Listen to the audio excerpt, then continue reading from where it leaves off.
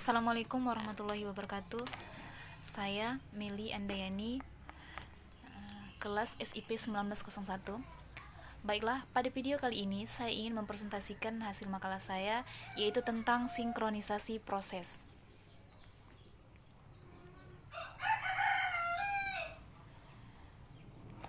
Yang pertama yaitu pengertian sinkronisasi.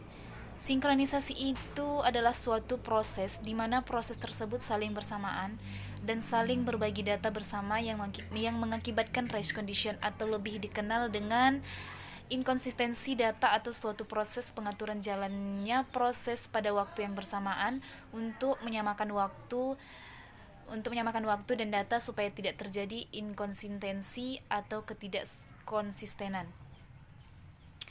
Manfaat sinkronisasi untuk menyimpan data baik sementara atau permanen sehingga memudahkan pekerjaan. Jadi, dengan menggunakan sistem ini, pekerjaan kita akan lebih terbantu dan lebih efektif karena bisa menghemat waktu. Selanjutnya itu tujuan sinkronisasi.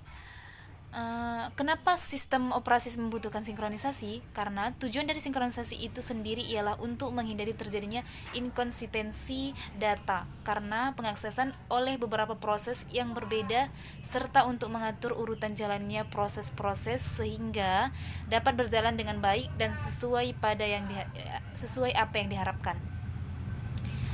Sama seperti yang kita ketahui, bahwa hidup saling berkaitan satu sama lain. Begitu juga sinkronisasi pada sistem operasi. Jika hal ini tidak ada penopang dalam menjalankan suatu sistem, maka akan menemui suatu kendala yang berakibat ketidakkonsistenan pada data, sehingga data tidak menjadi konkuren. Adapun masalah-masalah dalam sinkronisasi, yang pertama ada race condition. Race condition ini adalah situasi di mana beberapa proses mengakses dan memanipulasi data bersama pada saat bersamaan. Nilai akhir dari data bersama tersebut tergantung pada proses yang terakhir selesai. Untuk mencegah race condition, proses-proses yang berjalan bersamaan harus disinkronisasikan. Dalam beberapa sistem operasi, proses-proses yang berjalan bersamaan mungkin untuk membagi beberapa penyimpanan umum. Masing-masing dapat melakukan proses baca atau read dan proses tulis atau write. Penyimpanan bersama stored mungkin berada di memori utama atau berupa sebuah berkas bersama. Yang kedua ada critical section. Critical section ini adalah sebuah segmen kode di mana sebuah proses yang mana sumber daya diakses bersama. Critical section ini sendiri mempunyai beberapa kode seperti entry section. Entry section ini adalah kode yang digunakan untuk masuk ke dalam critical section. Critical section ini adalah kode di mana hanya ada satu proses yang dapat dieksekusi pada satu waktu. Exit section, akhir dari critical section. Reminder section, kode istirahat setelah masuk ke critical section. Solusi untuk mencegah kesalahan pada critical section. Kunci untuk mencegah masalah di situasi yang lain yang melibatkan syarat memori, syarat berkas, dan syarat sumber daya yang lain adalah menemukan beberapa jalan untuk mencegah lebih dari satu proses untuk melakukan proses writing dan reading kepada syarat data pada saat yang sama. Masalah menghindari race condition dapat juga diformulasikan secara abstrak. Bagian dari waktu sebuah proses sedang sibuk melakukan perhitungan internal dan hal lain yang tidak mengiring ke kondisi race condition. Walaupun dapat mencegah race condition, tetapi tidak cukup untuk melakukan kerjasama antar proses secara variabel dengan baik dan efisien. Dalam menggunakan stored data, kita butuh 4 kondisi agar menghasilkan solusi yang baik, yaitu yang pertama, tidak ada dua proses secara bersamaan masuk ke dalam critical section. Yang kedua, tidak ada asumsi mengenai kecepatan atau jumlah CPU. Yang ketiga, tidak ada proses yang berjalan di luar critical section yang dapat memblok proses lain. Yang keempat, yang terakhir, yaitu tidak ada proses yang menunggu selamanya untuk masuk critical section. Adapun solusi untuk mengatasi masalah critical section yaitu yang pertama, mutual action. yaitu jika proses V sedang mengeksekusi critical section, maka tidak ada proses lain yang dapat mengeksekusi dalam critical section mereka. Yang kedua ada progress. Jika tidak ada proses yang sedang dieksekusi dalam critical section dan ada beberapa proses yang lain yang ingin masuk ke critical section, maka pemilihan proses yang akan masuk ke critical section berikutnya tidak bisa ditunda. Yang ketiga, bounded waiting. Suatu keterikatan harus ada pada sejumlah proses yang diizinkan masuk ke critical section. Setelah adanya proses yang meminta masuk ke critical section dan sebelum permintaan itu diterima. Selain masalah race condition dan critical yang ada sinkronisasi, ada juga masalah klasik yang terjadi pada sinkronisasi di sistem operasi seperti bound buffer problem. Bound buffer ini merupakan suatu struktur data yang mampu untuk menyimpan beberapa nilai dan mengeluarkannya kembali ketika diperlukan. Jika dianalogkan, bound buffer ini akan mirip dengan sebuah tumpukan piring. Kita menaruh piring dan menaruh lagi sebuah piring.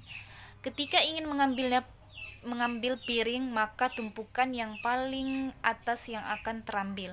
Jadi, terakhir yang dimasukkan akan pertama kali diambil. Solusi bound buffer problem. Solusi start memory untuk bound buffer mengizinkan bound buffer di dalam buffer untuk suatu waktu tertentu. Read and write problem. Read and write problem adalah problem yang memodelkan proses yang mengakses database. Masalah ini timbul ketika ada dua proses atau lebih berbagi data yang sama, dan yang dimaksud di sini bisa berbentuk buffer, file, atau objek dari suatu program.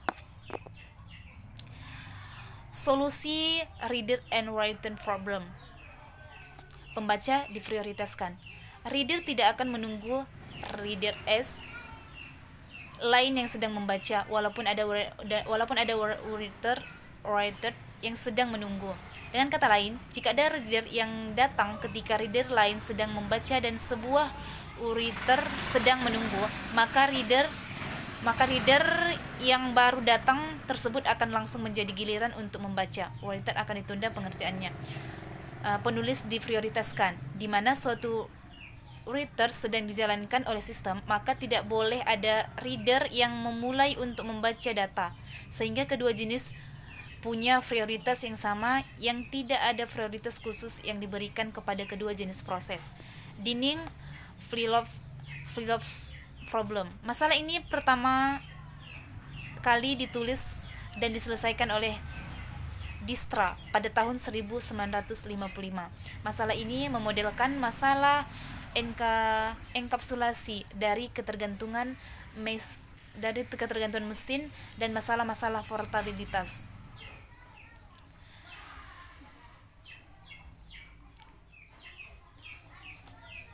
Baiklah,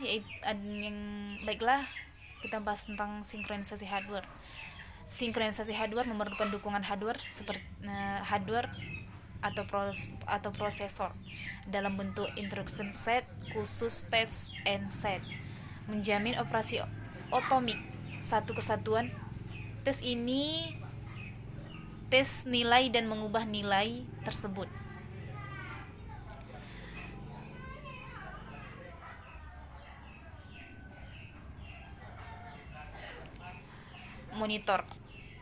Monitor ini dikemukakan oleh Hart pada tahun 1974. Monitor merupakan kumpulan prosedur, variabel, dan struktur data di suatu model atau paket khusus. Proses dapat memanggil prosedur-prosedur kapanpun yang diinginkan.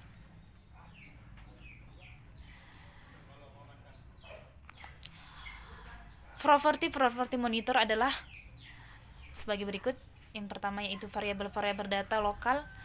Yang kedua, hanya satu proses yang dapat aktif dimonitor pada satu saat. Yang ketiga, terdapat cara agar proses yang tidak dapat berlangsung di blocked. Yang keempat, wait ketika proses monitor tidak dapat berlanjut. Misal, produser menemui buffer penuh menyebabkan proses pemanggil diblok dan mengizinkan proses lain masuk ke monitor. Selanjutnya, sinyal. Proses membangunkan partner-nya yang sedang diblok dengan sinyal pada variabel kondisi yang sedang ditunggu partner-nya. Yang terakhir ada Percy-Hort. Setelah sinyal, membangun proses baru agar berjalan dan menunda proses lain.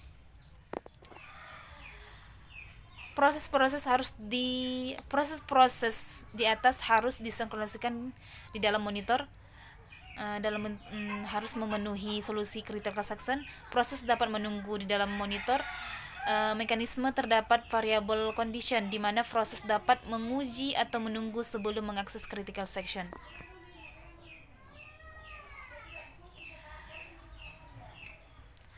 Contoh kasus monitor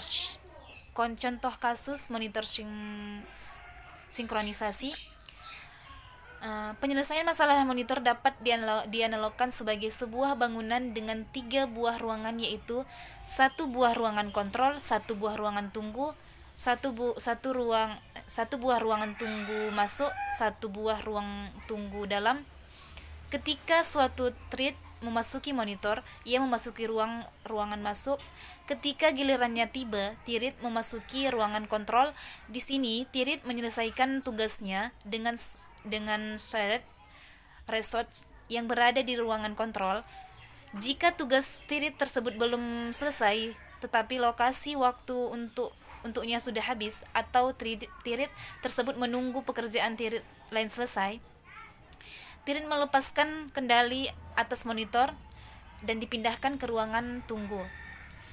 Ketika gilirannya tiba kembali, thread memasuki ruangan kontrol.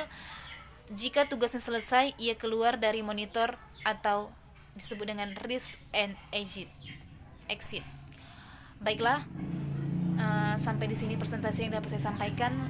Lebih dan kurang saya mohon maaf. Wabillahi taufiq wal hidayah. Wassalamualaikum warahmatullahi wabarakatuh.